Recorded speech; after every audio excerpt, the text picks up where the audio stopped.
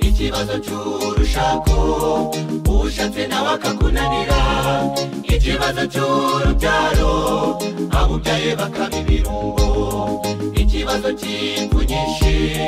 z'amakimbirane mu miryango, ikibazo cy'ubukene hirya no hino ku isi. Ariko nimuhumure hari umunsi bizarangira,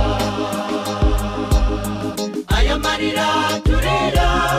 tuzayahozwa, aka gahinda dufite tuzagashira,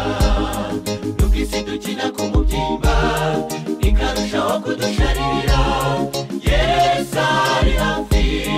nimuhumure, aya marira turira tuzayahozwa, aka gahinda dufite tuzagashira, nubwo isi dukina ku mubyimba ikarushaho kudusharirira, Yesu ari hafi nimuhumure.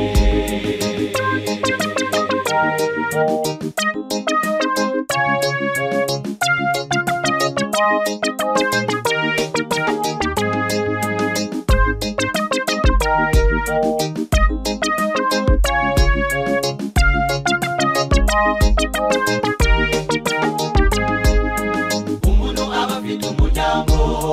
umukunda nawe akawukunda, mu kanya gato ko guhombya akagira imfubyi cyangwa incike, Satani agakorera mu bantu bakica abantu rw'agashinyaguro, n'ibibazo ingaruka zizabaho nyuma yo gukora ayo marorerwa,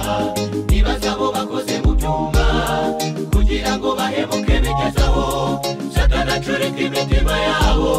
maze bagakora ibidakwiye. Ariko nimuhumure hari umunsi bizarangira, aya marira turera tuzayahozwa, aka gahinda dufite tuzagashira, nubwo isi dukina ku mubyimba ikarushaho kudusharirira, Yesu ari hafi nimuhumure, aya marira turera tuzayahozwa, aka gahinda dufite tuzagashira, nubwo isi dukina ku mubyimba ikarushaho kudusharirira, Yesu ari hafi nimuhumure, nubwo isi dukina ku mubyimba ikarushaho kudusharirira, Yesu ari hafi nimuhumure, nubwo isi dukina ku mubyimba ikarushaho kudusharirira, Yesu ari hafi nimuhumure, nubwo isi dukina ku mubyimba ikarushaho kudusharirira.